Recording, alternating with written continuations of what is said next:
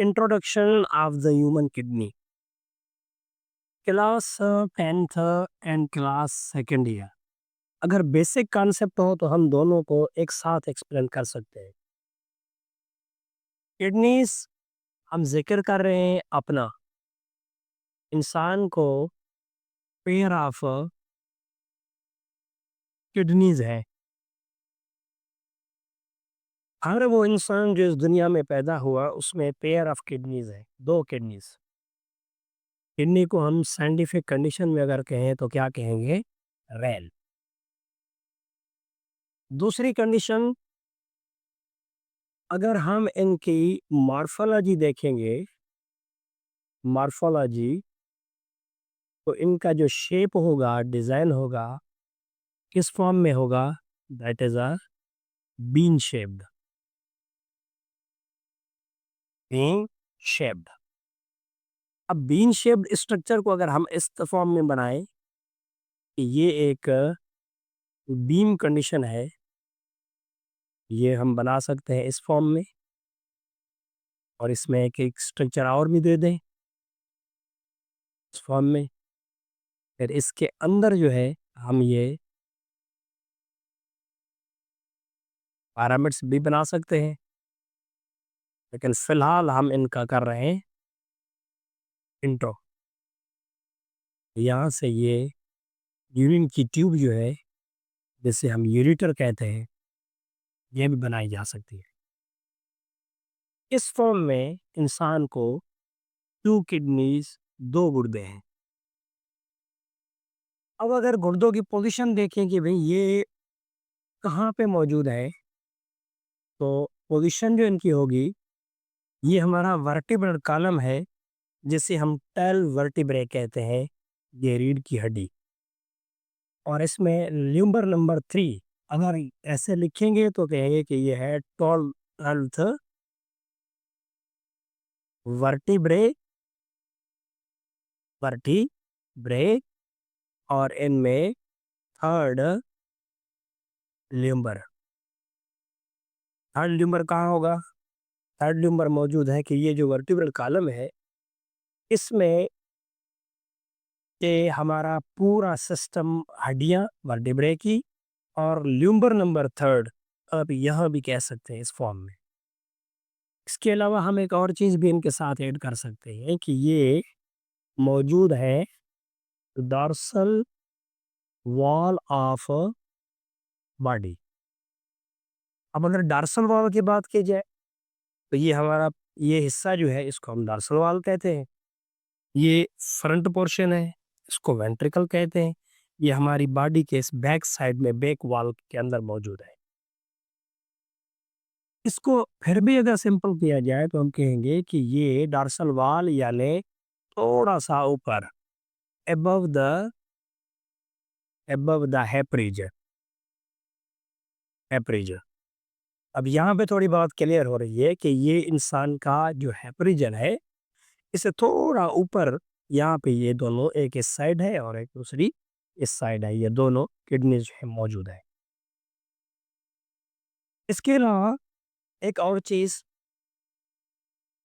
कि इस किडनी के ऊपर यहाँ पे एक लेयर होती है सफेद कलर की, वाइटिश इन कलर, पूरी इस किडनी के ऊपर यहाँ पे एक लेयर पाई जाती है।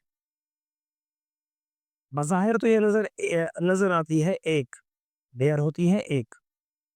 इसको कहते हैं कि ये आउटर सराउंडेड है, आउटर सराउंडेड लेयर है जो पूरे किडनी से बाहर मौजूद है।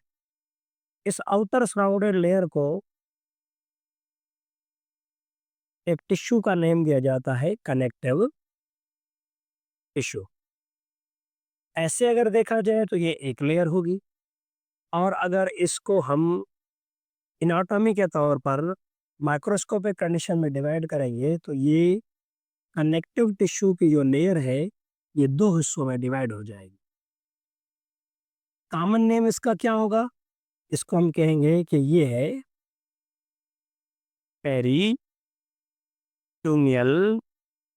मेम्ब्रेन। अब इस पेरिटोनियल मेम्ब्रेन में 2 लेयर आती हैं। एक लिपिडिक लेयर होती है, जिसे हम मेम्ब्रेन कैप्सूल कहते हैं, जो लिपिडिक है इसके अंदर होगी, और दूसरी जो होगी उसको हम रेनल फेशिया कहते हैं, जो ऊपर सफ़ेद कलर की नज़र आती है। इसके अलावा ये तो हमारे बॉडी में हमने कुछ पोज़ीशन को वाज़ेह कर दिया। अगर ये कहा जाए कि क्या इसका ताल्लुक चेस्ट कैविटी से है या एब्डोमिनल कैविटी से है? तो कैविटी की अगर बात करेंगे तो इनकी जो कैविटी होगी उसको हम कहेंगे कि इसका ताल्लुक होता है एब्डोमिनल कैविटी से। ये हमारे पेट वाले हिस्से में मौजूद होती है। ये 1-2 बातें इनके साथ रिलेटेड। अगर कहते हैं कि भई इनकी आप साइज़ बताएँ, तो साइज़ 4 से 5 इंचेस की एक किडनी होती है। 4 से 5 इंच। इस शेप में 4 से 5 इंचेस। अगर इसको हम थोड़ा और ज़्यादा डिटेल में ले जाएँ, हम ये कहेंगे कि अगर पूछी जाए इनकी लेंथ, अब मैं इसको थोड़ा डिवाइड कर रहा हूँ। एक लेंथ, विड्थ और इन किडनी की थिकनेस, 3 चीज़ें वॉल्यूम के तौर पर। लेंथ 10 सेंटीमीटर,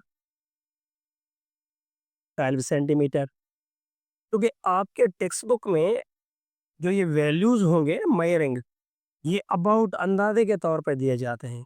और जब आप ह्यूमन किडनी और ह्यूमन फिजियोलॉजी को एमबीबीएस के दौर पर पढ़ेंगे, तो वहाँ और हमारे बुक में थोड़ा-सा साइज़ का जो है वो डिफरेंट पाया जाता है। अब हमारे पुराने किताबों में 10 सेंटीमीटर है और कहीं ये 12 भी लिखा होता है। तो इस वजह से हम 10 एंड 12 जो है दोनों को कंपेयर करते हैं। विड्थ 5 सेंटीमीटर या 12 का आधा हिस्सा कर देंगे तो ये हो जाएगा 6 सेंटीमीटर। और अगर थिकनेस की बात करें तो ये 2.5 सेंटीमीटर, और यहाँ अगर देखेंगे तो ये 3 सेंटीमीटर। ये हो गई उनकी साइज़। और अगर किताब में आपसे इंच के तौर पर पूछा जा रहा है तो आप इस चीज़ को ज़्यादा लोकेट करेंगे।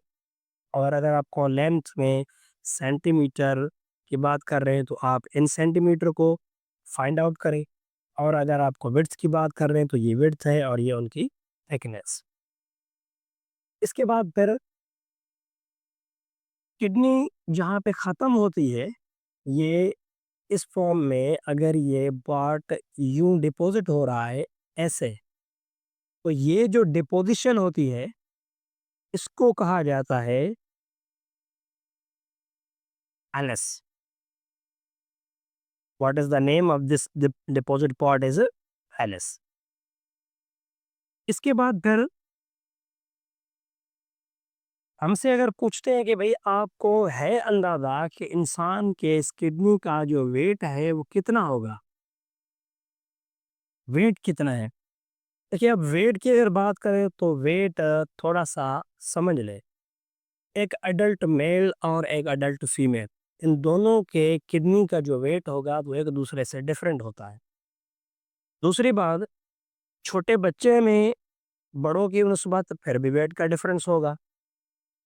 और इसके अलावा अगर मेल और फीमेल वो हेल्दी नहीं है, उनमें कोई प्रॉब्लम है एज के डिफरेंस से, या इवन जेनेटिक की वजह से या न्यूट्रिशन की वजह से या पानी की वजह से या बॉडी की किसी स्ट्रक्चर की वजह से, तो फिर भी इनका वेट जो है वो एक दूसरे के साथ डिफरेंस होगा। तो हम यहाँ क्या लिखेंगे कि ये जो एवरेज वेट होता है, average weight that is 230 gram. 230 gram is the average weight. Male female में है डिफरेंस, लेकिन मैंने यहाँ आपको 230 ग्राम इसलिए लिखवाया है कि मेल और फीमेल में 170 ग्राम से लेकर 230-235 ग्राम तक डिफरेंस है वेट होगा। इस वजह से मैंने 230 यानी 230 ग्राम को तरजीह दी है। अब किडनी के अंदर